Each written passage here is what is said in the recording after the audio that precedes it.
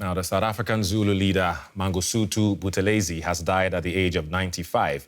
His death was announced by President Cyril Ramaphosa, who described him as an outstanding leader and said he was saddened by his passing. Buthelezi was the founder of the Inkhata Freedom Party, a Zulu political and cultural movement with nearly 2 million members. Alongside former President Nelson Mandela, he was a key figure in South Africa's transformation from a white apartheid state into a multiracial democracy in the 1990s. Mangosuthu Buthelezi was known as a champion of the Zulu people.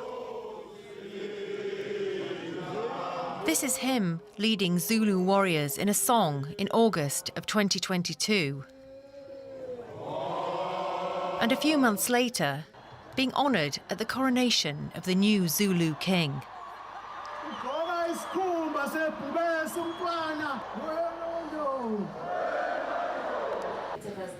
His career spanned 5 decades.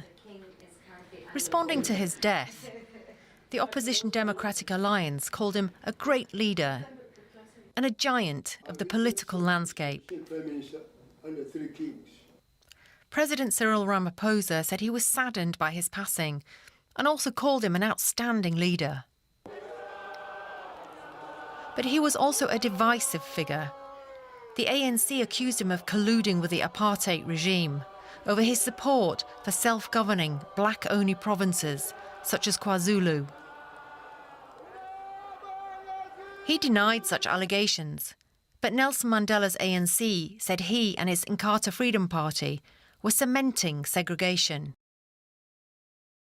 They also condemned him for fomenting violence in the run-up to the country's first multi-party democratic elections in 1994, in which thousands were killed.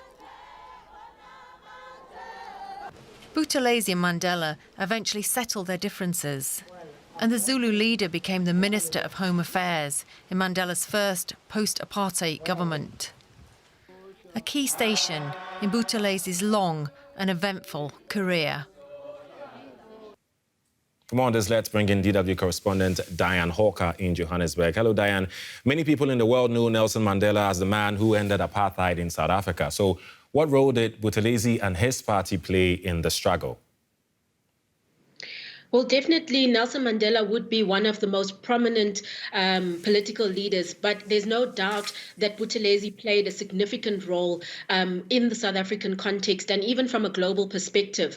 You know, the apartheid era was a very difficult time in which the rights of Black South Africans were disenfranchised, and he spent a lot of time lobbying for action to be taken both internally and externally, and he spoke out against the atrocities committed by the apartheid government. He, for example, visited the United States in the 1980s to lobby against the call for there to be sanctions against countries operating in South Africa, but simultaneously saying that the global community should get involved and do something about what was going on under the apartheid government.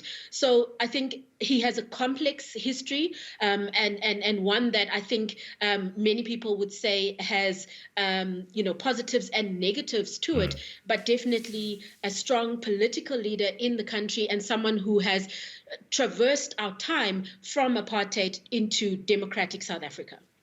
Talking about complex history, Buthelezi and Nelson Mandela did not see eye to eye during their struggle against apartheid.